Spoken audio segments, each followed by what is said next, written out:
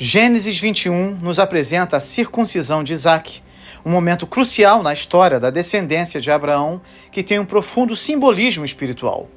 No entanto, somos informados que mais tarde, após Isaque ser desmamado, houve um conflito familiar com Ismael, filho de Abraão com Agar, zombando de seu meio-irmão Isaque. Essa zombaria revelou as tensões familiares e os desafios interculturais que permearam a história de Abraão e sua descendência. A reação energética de Sara, que exigiu que Ismael e sua mãe fossem expulsos da família, reflete a seriedade dessas questões e as consequências de uma vida vivida fora dos planos de Deus. Neste vídeo, exploraremos mais profundamente as implicações espirituais e os desdobramentos desse evento aparentemente simples, destacando as lições que podemos extrair para nossas próprias vidas.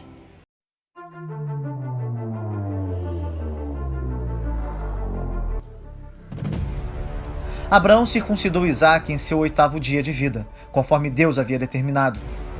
O rito da circuncisão foi descrito em detalhes em nossa análise do capítulo 17. Não deixe de assistir. A obediência estrita demandava a obediência imediata a esse mandamento.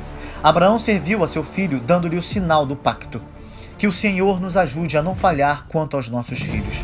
Que o Senhor nos ajude a dar uma grande herança espiritual e não apenas uma herança física para os nossos filhos. E que o Senhor nos ajude a conferir a eles a espiritualidade e não meras coisas materiais. Abraão estava com 100 anos na ocasião em que Isaque foi circuncidado. Costumamos dizer, antes tarde do que nunca, mas Deus não opera dessa maneira. O 100º ano de vida de Abraão tinha sido determinado por Deus como o ano certo do nascimento de Isaque.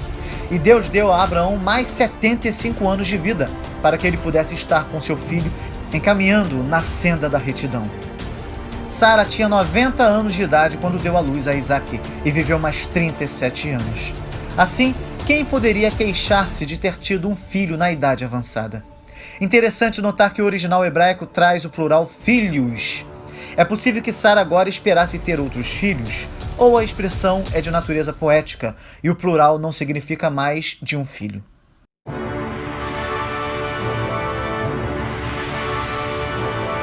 Isaque cresceu e foi desmamado. É difícil afirmar qual seria a idade de Isaque nesta ocasião. São Jerônimo diz que houve 2 opiniões sobre o assunto. Alguns sustentam que as crianças sempre foram desmamadas aos 5 anos de idade, e outras que não foram desmamadas até que eles eram 12. Do discurso da mãe para o filho, em 2 Macabeus 7, versículo 27, parece provável que o desmame se dava aos 3 anos de idade. E em 2 Crônicas 31, versículo 16, Ezequias, fazendo provisão para os levitas e sacerdotes, inclui as crianças de 3 anos para cima, o que é uma prova presuntiva que anteriormente a esta idade eles eram totalmente dependentes da mãe para sua nutrição. Quando foi desmamado, Samuel tinha idade suficiente para ser deixado no tabernáculo em companhia de Eli. Filo fala em 7 anos. O Alcorão fixa o tempo certo de desmame aos 2 anos de idade. Se Isaque foi desmamado aos 3 anos, Ismael devia ter 17. No entanto, é possível que, dado a avançada idade de Sara, contudo, Isaque provavelmente pode ter sido desmamado mais cedo. Portanto, Ismael tinha entre 14 e 17 anos de idade. A ocasião foi celebrada com festejos, algo comum na época entre os povos semitas. Sabemos que na Pérsia e na Índia também havia tal costume. O rabino Rashi imaginava que os vizinhos importantes também foram convidados, como Abimeleque e Éber. A tensão registrada no capítulo 16 aparece novamente aqui, porém desta vez foi Ismael que zombou do bebê Isaque. O capítulo inteiro não cita o nome de Ismael, e nos é dito que o filho de Agar tomara uma atitude que enraiveceu a Sara. Não sabemos o que Ismael fez. Estaria ele caçoando da criança e de sua idosa mãe? Estaria lançando contra ele alguma flecha? Estaria ele imitando os gestos infantis e a fala tati-bitati de Isaque? Estaria ele envolvido em alguma espécie de rito religioso dos pagãos, zombando do espiritual Isaque? Estaria ele ameaçando o menino menor com alguma coisa perigosa? A mesma palavra aqui traduzida por caçoar aparece como rir-se no versículo 6, pelo que é claro que nada de sério estava sendo feito. Ismael não se tinha tornado culpado de algum crime ou violência. estava meramente agindo como um garoto agiria em meio a uma festa. A Septuaginta e a Vulgata dizem aqui, brincando. Genésio diz dançando. Paulo, como interpretação, diz perseguindo, mas esse comentário foi provocado pela alegoria que ele usou em Gálatas, onde Sara figura como um tipo dos crentes autênticos, a igreja, composta principalmente por gentios, ao passo que Agar simboliza a apóstata nação de Israel, descendente de Abraão, com a sua legislação. Talvez Moisés tensionasse nos dar um jogo de palavras. Aquele cujo nome significava riso estava sendo alvo de risotas. Em certo sentido, Ismael transformou o riso de alegria de Sara em uma zombaria.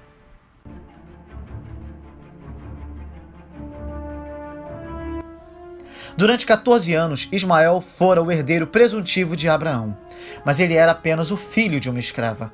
No entanto, legalmente falando, de acordo com os costumes da época, ele era filho de Sara e não de Agar. Mas Sara desconsiderou isso. Sara não se esqueceu de mencionar a palavra herdeiro. Não existiria competidor para Isaac.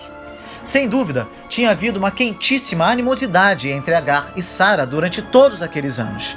É inútil pensar que Agar seria inocente. Quase sempre, em uma controvérsia, há dois lados. Fosse como fosse, definitivamente não havia lugar para Ismael naquele lar. Ele era inocente, mas teria de sofrer. Assim sucede quando governa o ódio e não o amor. A atitude de Sara, no original hebraico, diz: isso pareceu excessivamente mal aos olhos de Abraão. Sim, era mal. A maioria dos estudiosos diz que a exigência de Sara era injusta. Sara estava cometendo uma grande injustiça. Provavelmente, há muito ela desejava fazer o que agora estava fazendo, porquanto apenas estava esperando uma boa oportunidade. Na ocasião anterior, Abraão não a protegera, mas apenas permitira que Sara fizesse o que lhe parecesse melhor. Ele tinha aprendido a amar Ismael, mas esse amor era débil e secundário. Sara agora continuava fazendo o que queria, embora seus desígnios fossem maus. Abraão era um homem rico. Isaac poderia ser favorecido recebendo qualquer porcentagem das riquezas que Abraão desejasse dar-lhe. Isso não teria prejudicado Isaac quanto à parte que lhe cabia. Fato é que o nascimento de Isaac foi um sério golpe para Agar e Ismael. Sendo filho único de Abraão, Ismael era o herdeiro de tudo que seu pai possuía e da posição de liderança no clã. No entanto, de acordo com a lei da pátria de Abraão, essa posição de herdeiro foi negada pelo nascimento de Isaac. Não sabemos se Agar e Ismael estavam cientes desse fato, mas Sara estava e destacou o ponto ao marido, mencionando a sua herança.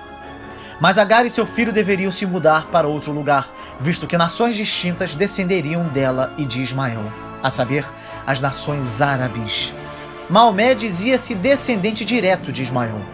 Outra descendência foi o ódio original entre os judeus e os árabes, que até hoje requeima, provocando morte e destruição a esses dois povos. Sara havia dado à luz ao filho da promessa.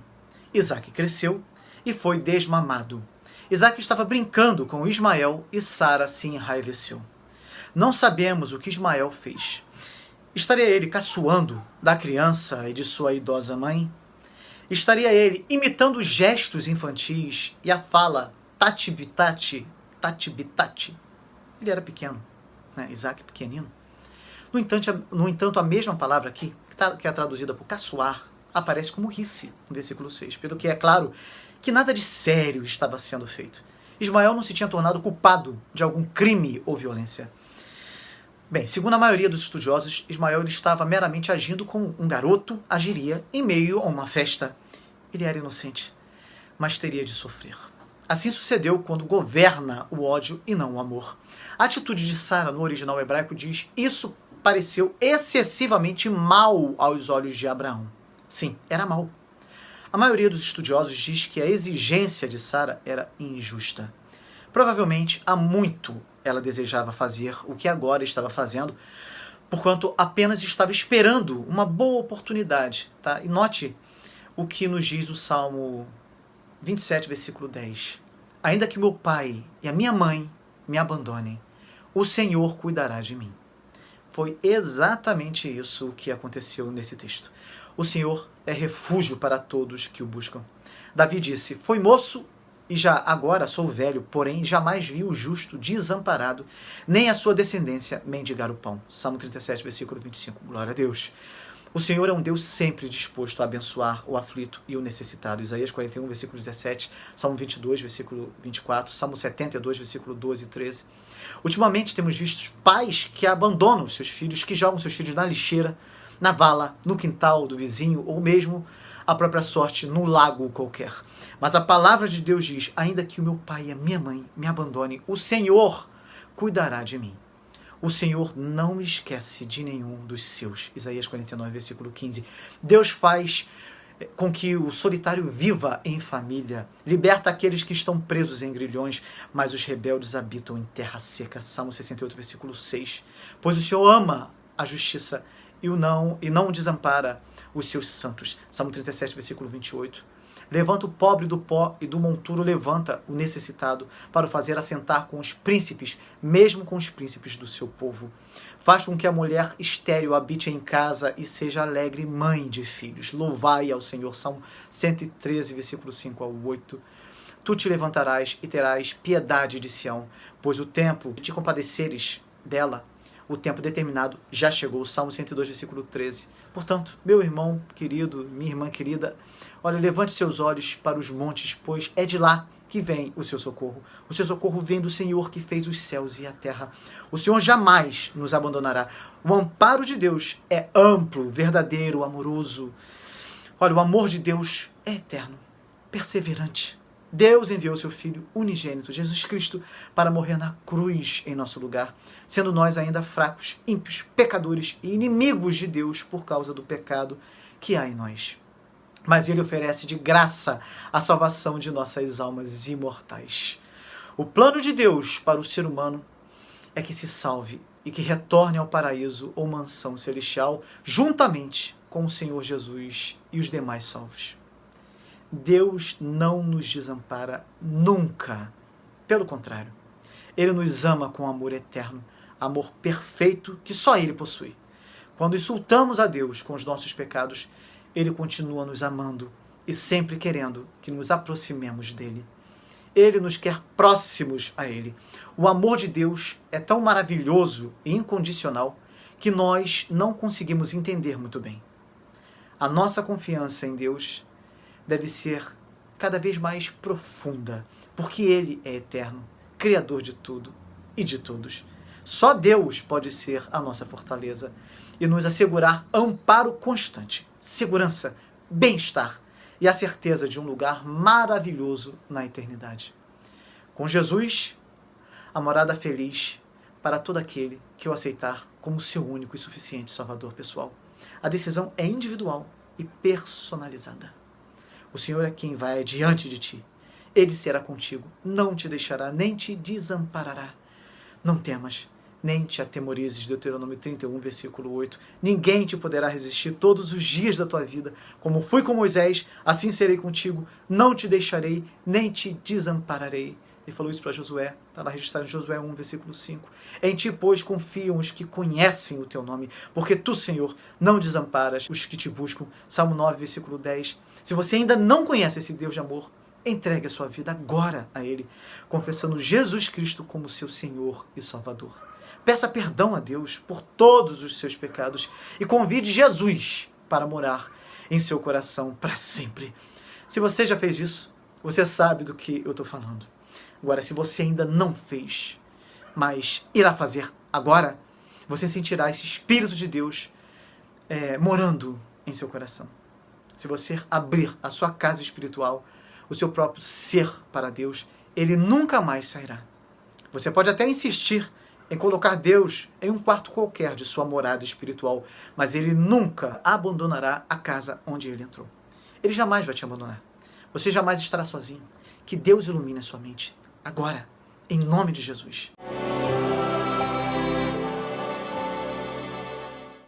Deus misericordioso e compassivo, reconhecemos que, assim como os personagens bíblicos, somos falhos e muitas vezes lutamos com nossas emoções e desafios familiares. Olhamos para a história de Sara e Ismael e sentimos o peso da rejeição que Ismael enfrentou. Pedimos, Senhor, que Tu toques nossos corações com Tua compaixão e amor especialmente quando lidamos com relações familiares complexas. Ajuda-nos a enxergar os outros com teus olhos, com amor e misericórdia, mesmo quando nos sentimos feridos ou magoados. Pedimos, Senhor, que nos concedas a sabedoria para lidar com nossas próprias emoções e relacionamentos, para que não tomemos decisões baseadas na raiva ou no ressentimento, mas sim no amor e na graça que Tu nos ofereces. Oramos por aqueles que experimentaram ou estão experimentando a rejeição de entes queridos. Conforta seus corações, ó Deus, e enxuga suas lágrimas. Ajuda-os a encontrar cura e restauração em Ti, sabendo que Tu és o Deus que acolhe os quebrantados de coração e lhes dá esperança. Em nome de Jesus Cristo, nosso Senhor e Salvador, é que oramos. Amém. Povo de Deus, eu peço a cada um de vocês, por favor, que façam 3 coisas muito simples, mas que permitirão que esse vídeo alcance outras pessoas. Deem um like agora, façam um comentário, pode ser um emoji, ou o seu pedido de oração e intercessão, e depois compartilhe esse vídeo.